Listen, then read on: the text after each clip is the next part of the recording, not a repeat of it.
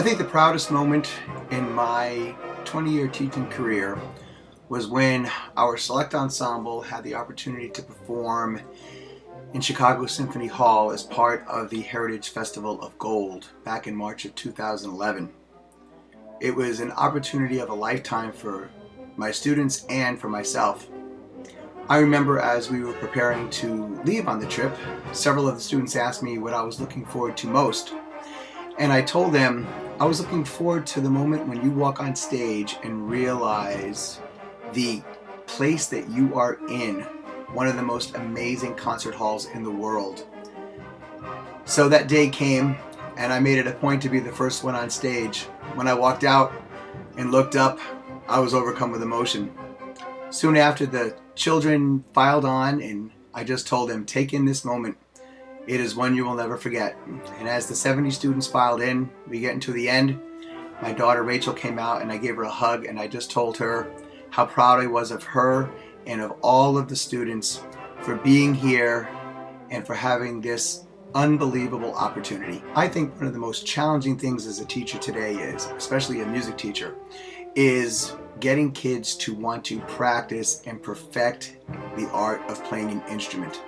In this day and age of being able to push a button to get any answer you want on any electronic device, students just don't have the patience to sit down and practice for 30 minutes on a clarinet, for example. I try to teach them and instill in them the good habits and things it takes for them to be successful and to continue to improve every day on their instruments. I try to let them know that if they work hard, good things will happen to them. Something I use that's innovative in the classroom is that of comparing the band to a stereo system. As we know with the stereo system, some people like to have turbo bass, or they might like to have a little more of the high-end treble voice, just like some like to have loud and some like to have soft.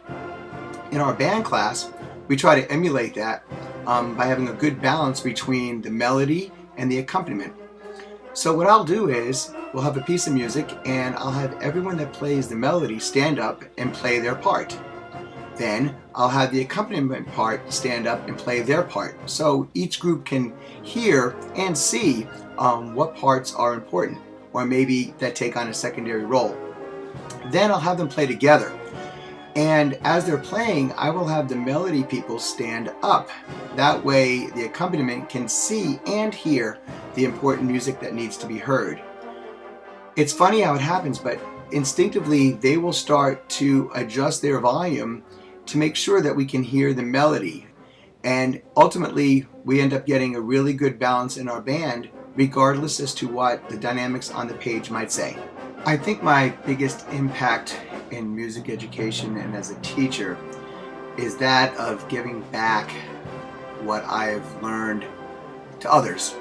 I've had the opportunity in my 20 years of teaching to have many student teachers, and I feel it's important to share the good things that have happened with me and maybe the things that weren't as great, to help them build their bag of tricks, so to speak. So that when they get their own classrooms, maybe that one thing they remember I talked to them about will help them overcome an obstacle in their class. As we know, those first 3 years or so can be pretty difficult for a new teacher, and I hope that anything that I passed along to them will be of help. Again, this is Posteraro. Thank you very much for this opportunity.